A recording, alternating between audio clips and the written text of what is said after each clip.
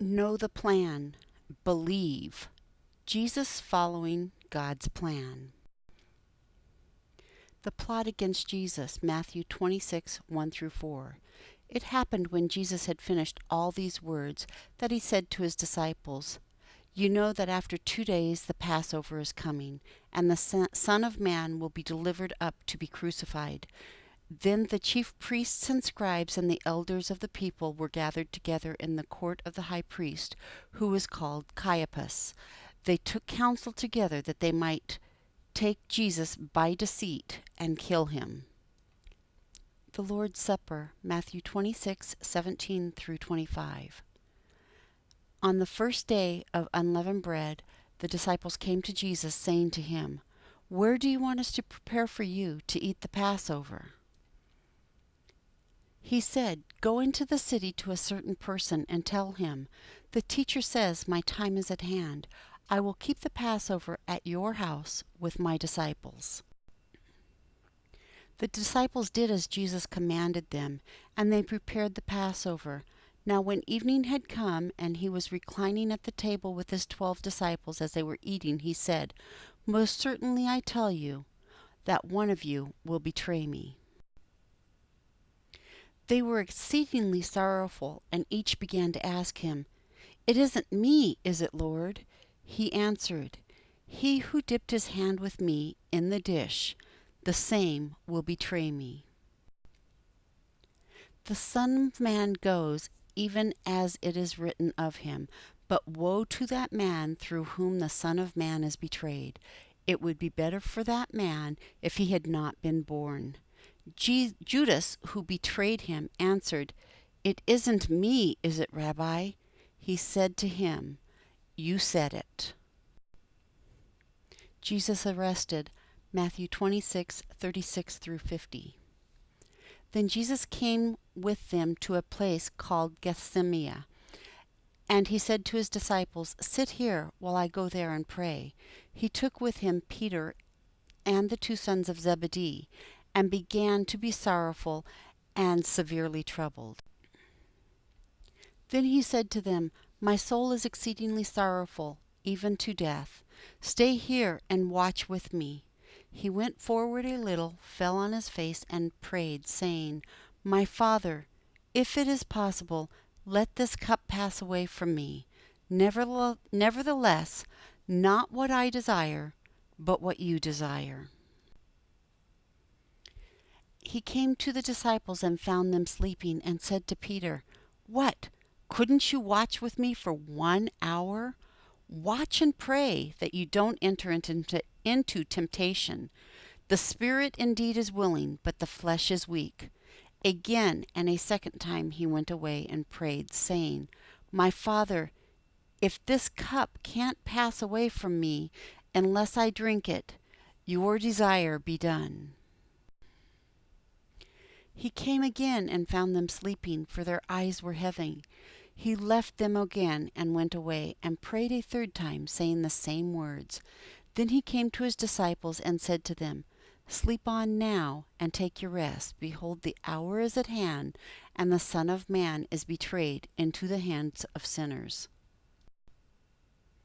Arise, let's be going. Behold, he who betrays me is at hand."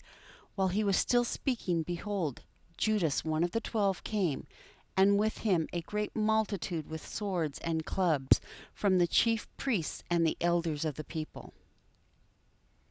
Now he who betrayed him gave them a sign, saying, "Whoever I kiss, he is the one. Seize him." Immediately he came to Jesus and said, "Hail, Rabbi," and kissed him.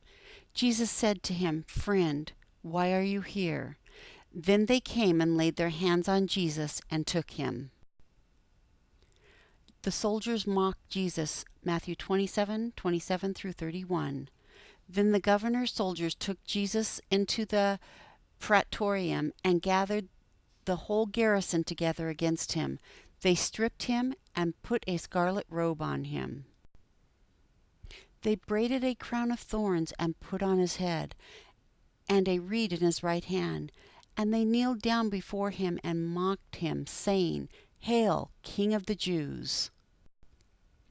They spat on him, and took the reed and struck him on the head.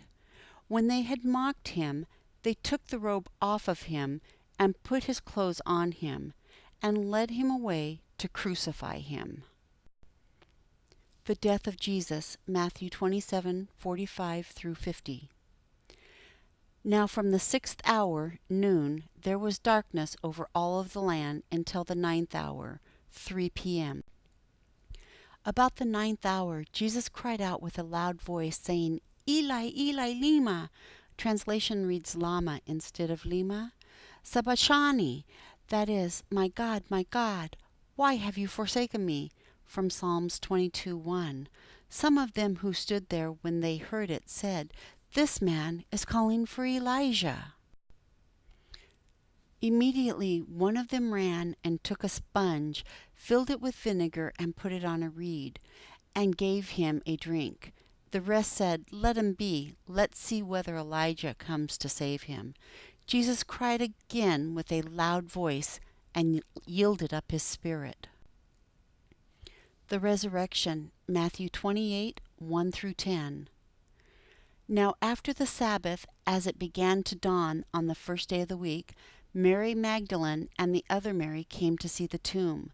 Behold, there was a great earthquake, for an angel of the Lord descended from the sky, and came and rolled the stone away from the door, and sat upon it. His appearance was like lightning, and his clothing white as snow. For fear of him the guards shook, and became like dead men.